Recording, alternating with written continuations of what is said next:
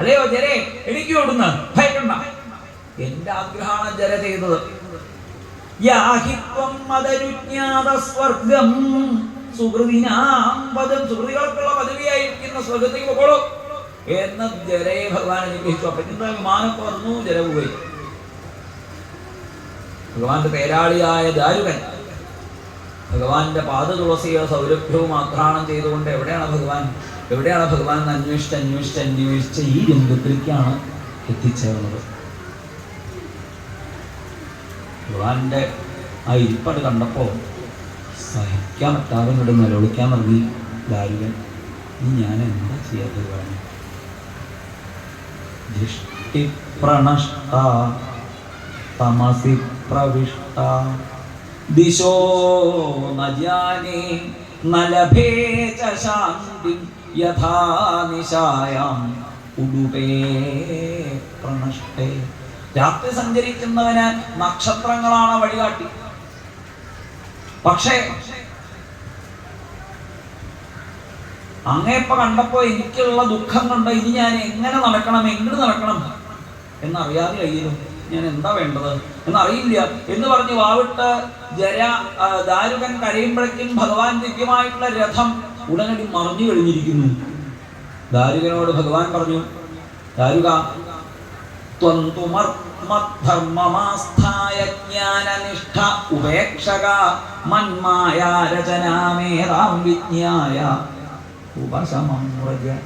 ഉദ്ധവനോട് പറഞ്ഞതുപോലെ സുദീർഘമായ ഉപദേശം ദാരുകനെ കൊടുത്തിട്ടില്ല. ഒറ്റ ശ്ലോകേ ഉള്ളൂ. അല്ലയോ ദാരുക, അങ്ങാവട്ടെ മദ്ധർമ്മം ആസ്ഥായ ഭാഗവത ധർമ്മത്തെ ആദരിച്ചുകൊണ്ട് ജ്ഞാനനിഷ്ഠ ജ്ഞാനത്തിൽ ശ്രദ്ധയോട് കൂടിയിട്ട് ഉപേക്ഷക വൈരാഗ്യത്തോട് കൂടിയിട്ട് ഏതാ മൻ മായാരചനാം വിജ്ഞായ, ഇതൊക്കെ എൻ്റെ മായാണെന്ന് മനസ്സിലാക്കിയിട്ട് ഉപശമം വ്രജ അഹം. ഇനി ദ്വാരകയിൽ ആരും നിൽക്കണ്ട, ദ്വാരകപ്പൊങ്ങും എന്ന് അവിടെ ഉള്ളവരെ അറിയിക്കുക. പുറപ്പെട്ടോളൂ, ദാരുകനെ അവിടെ നിൽക്കണ്ട കേട്ടോ എന്നൊക്കെ പറഞ്ഞ് ദ്വാരകയിലുള്ളവരെയൊക്കെ ദാരുകൻ ചെന്നതുവരെ അറിയിച്ചു. ഇനി ബാക്കിയുള്ളവർ ആരെങ്കിലും ഒക്കെ ഉണ്ടെങ്കിൽ അവരൊക്കെ അർജുനനാൽ രക്ഷിക്കപ്പെട്ട് അവരുടെ അവിടേക്ക് അർജുനന്റെ കൂടെ പൊക്കോട്ടെ എന്നൊക്കെ ഭഗവാൻ ഏൽപ്പിച്ചിരിക്കുന്നു. ബ്രഹ്മാദിദേവന്മാർ ആകാശത്ത് വന്ന് കാത്തു നിൽക്കുകയും ഭഗവാൻ എവിടേക്കാ പോകണമെന്ന് അറിയാതെ ഉത്സാഹമാണ് അവർക്ക്. ദുന്ദുഭ്യാദി വാദ്യങ്ങൾ മുഴങ്ങുന്നു. ഭഗവാന്റെ പ്രത്യാഗമനത്തിൽ സന്തുഷ്ടരായിട്ട് പാട്ടുമാട്ടവും കുത്തൊക്കെ ഇട്ട് അവിടെയുള്ള ആളുകൾ കാത്തു നിൽക്കുന്ന സമയത്ത് എല്ലാവരെയും പറ്റിച്ചുകൊണ്ട് ആ ബ്രഹ്മാവിനെ ഒന്നങ്ങനെ പുഞ്ചിരി തൂക്കി തൻ്റെ നളിന നയനങ്ങൾ കൊണ്ടൊന്നങ്ങനെ കടാക്ഷിച്ചു. അത് കഴിഞ്ഞിതാ ആ ദിവ്യമായ നേത്രങ്ങൾ ഭഗവാൻ അടച്ചു. ക്ഷണത്തിൽ ഒരു ഇടിമിന്നൽ എന്നതുപോലെ ഭഗവാന്റെ ദിവ്യമായ ആ ശരീരം ലോകരെല്ലാവരെയും രമിപ്പിച്ചിരുന്ന അതിമോഹനമായിരിക്കുന്ന സൗന്ദര്യോത്തരതോപി സുന്ദരതയം ആശ്ചര്യതോപി ആശ്ചര്യം എന്നിങ്ങനെയുള്ള മാധുര്യധുര്യാദപി മധുരം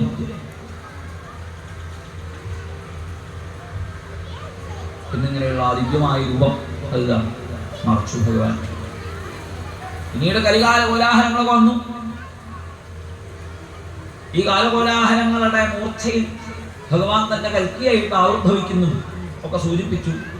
സംസാര സിന്ധും അതിദുസ്തരം ഉത്തിരീരുഷോ നാന്യപ്ലവോ ഭഗവതഃ പുരുഷോത്തമസ്യ ലീലാകഥാശ്രവണ കീർത്തനം ലീലാകഥാരസനിഷേവണമന്തരേണ പുംസോ ഭവേത് ദുരിത ദുഃഖദവാർദിതസ്യ.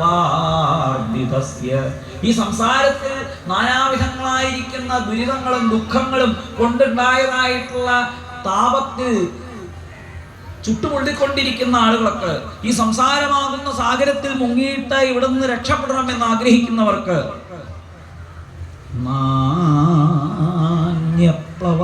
വേറൊരു വഴിയില്ല കേട്ടോ.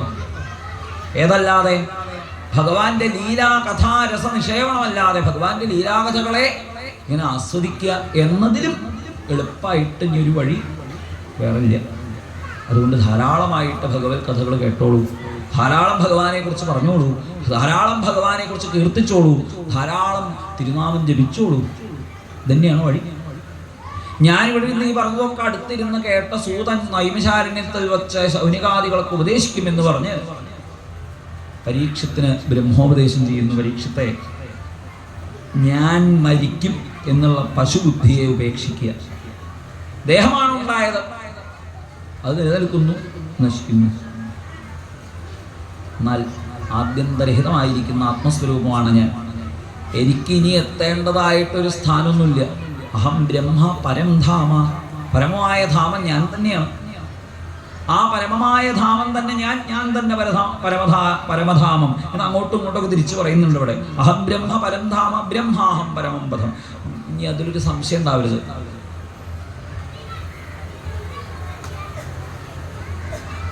ഇങ്ങനെ